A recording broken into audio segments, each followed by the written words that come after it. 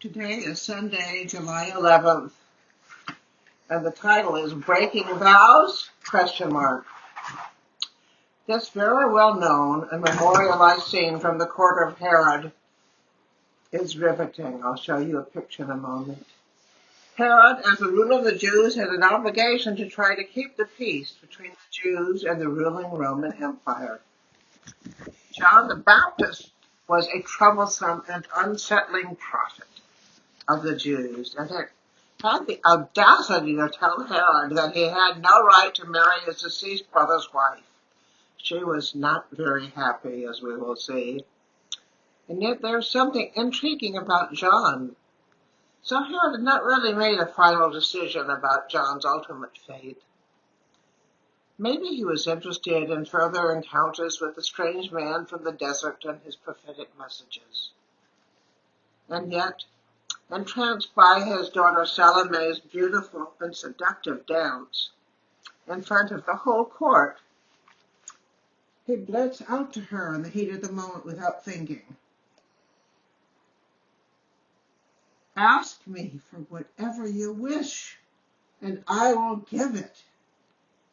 And he solemnly swore to her, "Whatever you ask me, I will give you, even half of my kingdom." She went out and said to her mother, "What should I ask for?" The mother replied, "The head of John the Baptizer." Immediately she rose back to the king and requested, "I want you to give me at once the head of John the Baptist on a platter." Her mother understandably had a grudge against John the Baptist when he had told Herod that his marriage to his brother's wife was both illegal and immoral. And so, both not to be shamed in front of the court and to not break his vow, which he considered sacrosanct, Herod told the guards to do as his daughter had said, and soon the freshly severed head of John the Baptist appears in front of all to witness. All this.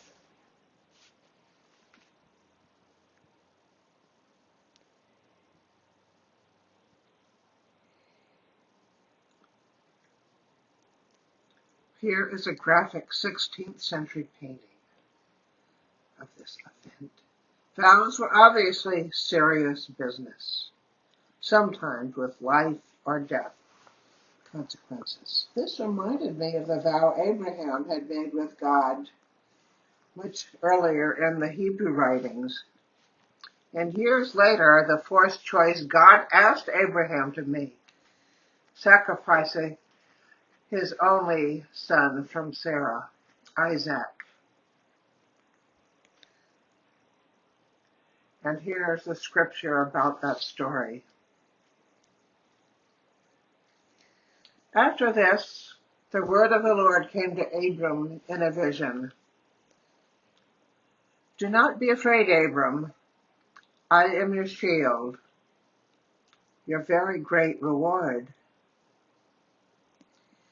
But Abram said, "Sovereign Lord, what can you give me, since I remain childless, and the one who will inherit my estate is Eliezer of Damascus?" And Abram said, "You have given me no children, so the servant in my household will be my heir." Then the word of the Lord came to him. "This man will not be your heir, but his son who is your own flesh and blood will be your heir." He took him outside and said, "Look up at the sky and count the stars, if indeed you can count them." Then he said to him, "So shall your offspring be." And Abraham believed the Lord, and he credited it to him as righteousness. He also said to him, "I am the Lord, who brought you out of Ur of the Chaldeans to give you this land to take possession of it." But Abram said, Sovereign Lord, how can I know that I will gain possession of it? So the Lord said to him, Bring me a heifer, a goat, and a ram, each 3 years old, along with a dove and a pigeon. Abraham brought all these to him, cut them in two, and arranged the halves opposite each other. The birds, however, he did not cut in half. The birds of prey came down on the carcasses, but Abram drove them away. As the sun was setting, Abram fell into a deep sleep, and a thick and dreadful darkness came over him. Then the Lord said to him, Know for certain that for 400 years your descendants will be strangers in a country not their own, and that they will be enslaved and mistreated there. But I will punish the nation they serve as slaves, and afterward they will come out with great possessions.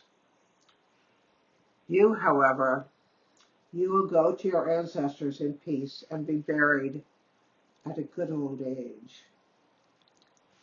When the sun had completely set and darkness had fallen, a smoking firepot with a blazing torch appeared and passed between the pieces. On that day, the Lord made a covenant with Abraham and said to your descendants, I give this land from the Wadi of Egypt to the great river, the Euphrates. When I was searching through literally hundreds of depictions of this event, the one below captivated me.